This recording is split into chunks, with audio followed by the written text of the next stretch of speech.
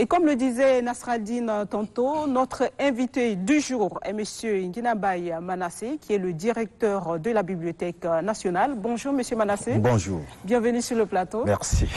Ça fait plaisir de vous avoir sur ce plateau pour parler plutôt de la bibliothèque au lieu de parler de Ndjamvi. Ok. Pourquoi une bibliothèque nationale? Pourquoi une bibliothèque nationale? Bon, d'abord, on va repartir à la source pour voir à quelle année la bibliothèque est créée. Oui. Il faut se dire que la bibliothèque nationale a été créée en 2011 par l'ordonnance 07 et puis entérinée par la loi 15 de la même année, février et mars, qui a mis en place la direction générale de la bibliothèque en son temps, qui est devenue aujourd'hui une direction technique sous la Maison des patrimoines culturels du Tchad, qui est sous tutelle du ministère de la Culture, de la promotion de la diversité. Alors, de la direction générale à une direction technique, il faut se dire qu'en 2016, lors des restructurations entamées par le gouvernement, à cause de la crise, bien sûr, la direction générale de la bibliothèque, la direction générale du musée national, la direction du bureau tchadien des droits d'auteur et la direction du Centre national de lecture et d'animation culturelle sont fusionnées pour créer la Maison des patrimoines culturels du Tchad. À ce moment, tous les actifs et passifs de ces directions sont transférés à la Maison des patrimoines culturels du Tchad, ce qui fait qu'aujourd'hui, la direction générale est devenue une direction technique sous tutelle. Voilà. Alors, pourquoi une bibliothèque nationale? Alors, je pense que la Bibliothèque nationale du Tchad, elle a pour mission de collecter tout ce qui est écrit sur le territoire national et tout ce qui est écrit en dehors, à l'extérieur, mais sur le pays, pour conserver pour la génération actuelle et future. Donc sa mission est de collecter, de cataloguer, de diffuser tout ce qui relève du domaine de la connaissance pour permettre à ce que cela soit bien conservé. Alors, cette bibliothèque nationale, en outre de cette mission, a aussi la mission du dépôt légal, qui consiste à contraindre tous les auteurs, que ce soit les associations, les auteurs en privé, les syndicats, les dépositaires d'œuvres importées, à déposer en 3 exemplaires à la Bibliothèque nationale toute production avant la publication, normalement. Ce qui, jusqu'à aujourd'hui, ne se met pas en pratique dans les faits constatés. Pourquoi avant publication? Oui, logiquement, en 2012, il y a une loi... C'est pour permettre à la bibliothèque de vérifier... De vérifier, parce que quand on conserve à 2 missions à ce niveau, ça permet d'éviter des problèmes de piratage entre le premier et le deuxième auteur de ceci. Oui. Parce que si ça arrive, on peut se référer très rapidement à la bibliothèque pour savoir que, voilà, déjà on demande à ce que ça soit déposé avant de publier, en 3 exemplaires. Oui. Ça permet de protéger.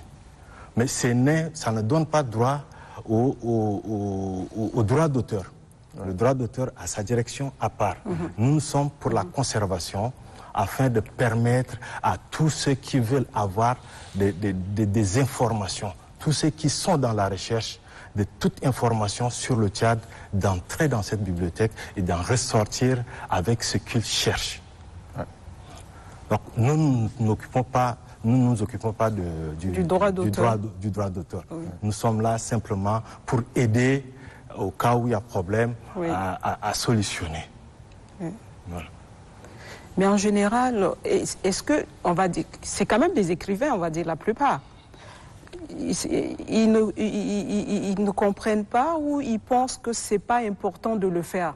Ou vous, qu'est-ce que vous faites pour les amener quand même à imprimer cela dans leur esprit?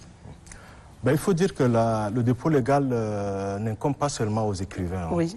ça incombe aux écrivains, aux associations, aux imprimeurs, aux syndicats, à l'administration publique. J'ai parlé aussi du dépositaire du droit légal des œuvres importées qui doivent déposer. Alors, pourquoi ils ne le font pas? Les auteurs, par exemple, ils disent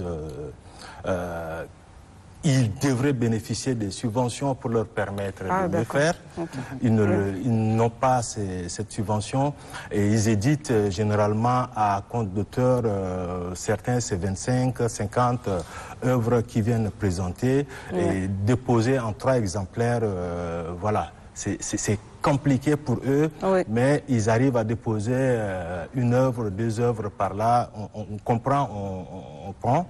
Mais on leur demande de faire plus d'efforts pour respecter. Bien sûr.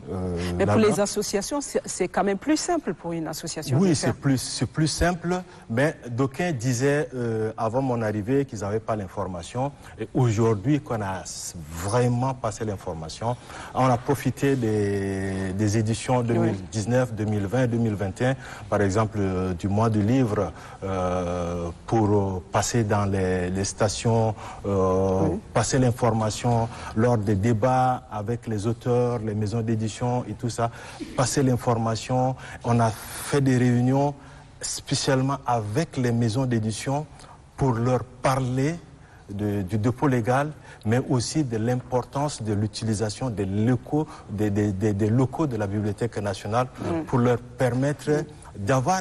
Ils ont la salle. C'est leur maison. C'est le lieu indiqué de venir occuper à tout moment avec les présentations des livres, avec les débats des livres. Mais je pense qu'il y a un travail que tous ensemble nous devrions faire pour rétablir l'ordre.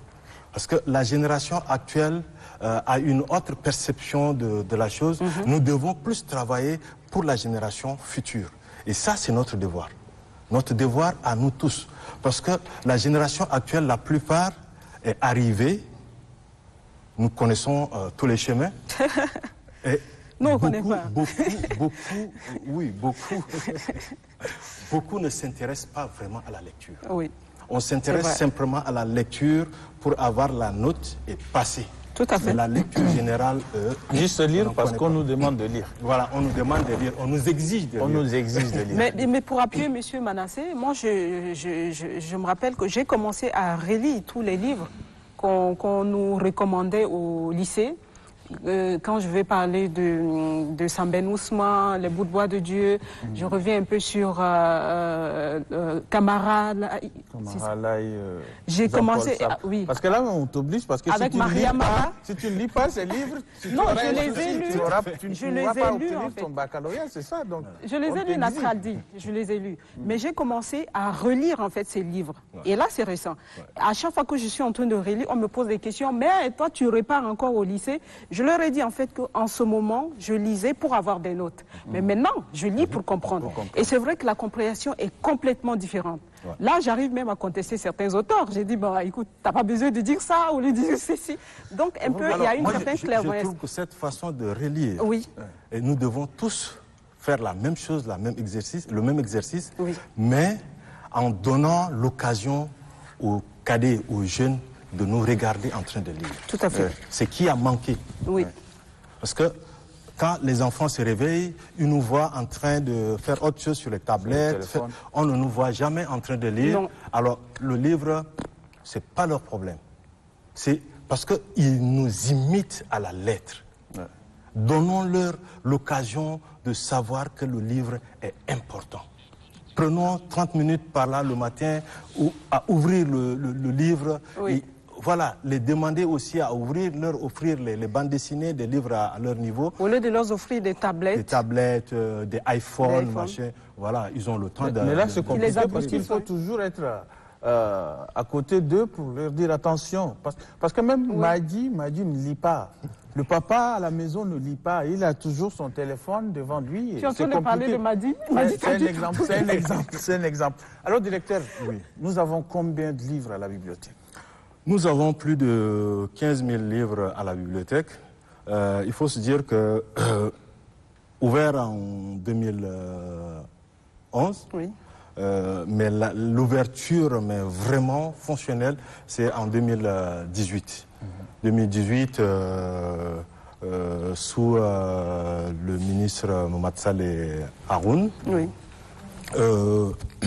Qui a eu à travailler avec ses partenaires en Europe, la Maison Gallimard et autres, qui ont offert une partie des livres qui constituent le fonds général. Et il faut dire que la bibliothèque a deux fonds, le fonds Tchad et le fonds général.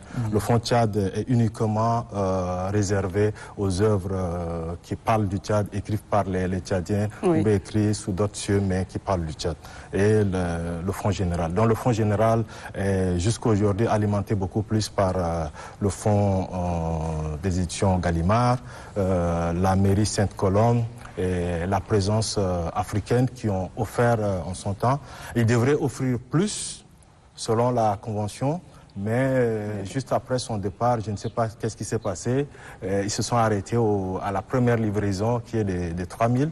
Et voilà. Donc, nous, on a... Monsieur Manassé, c'est très bien. Je pense qu'on est déjà pris par le temps. Mais vous avoir sur le plateau et ne pas parler de Ndjambi, ça serait comme un péché. Ouais. Très rapidement, comment se porte Ndjambi? Ndjambi se porte... Vous êtes un promoteur culturel, vous êtes un homme de la culture. Aujourd'hui, vous êtes à la bibliothèque, c'est super bien. Merci. Comment se porte? Oui, Ndjambi se porte bien. 2021, on n'a pas tenu l'édition, la 15e édition, à cause de Covid. Là, nous sommes en train de nous préparer pour reprendre la 15e édition sous le thème l'art au service de la cohésion sociale. Ça va être du 24 au 26 novembre. Mais en amont, il y aura la rencontre Afrique centrale sur la mise en place du réseau Afrique centrale pour la diffusion des industries culturelles et créatives, dont on a commencé une formation avec 10 jeunes Tchadiens depuis février, 10 jeunes Camerounais, 10 jeunes Centrafricains.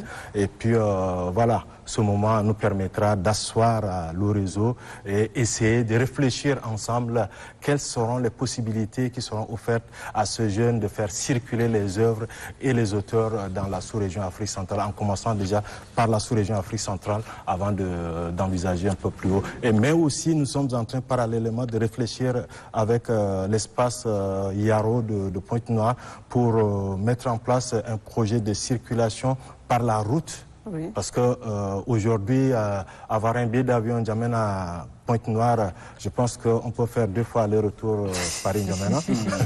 Voilà, donc on envisage maintenant faire la cartographie de comment arriver à faire circuler les artistes et leurs œuvres dans la sous-région Afrique centrale par la route. Donc je pense que ça aussi, d'ici novembre, nous allons commencer le chantier pour repérer les endroits avec toutes les conditions, les difficultés de chaque trajet pour vraiment travailler l'esprit de ces artistes, de ces promoteurs, à savoir, en prenant la route, à quelles difficultés on doit s'affronter et comment l'éviter. Merci beaucoup. Merci d'être venu sur ce plateau. Merci, monsieur le directeur.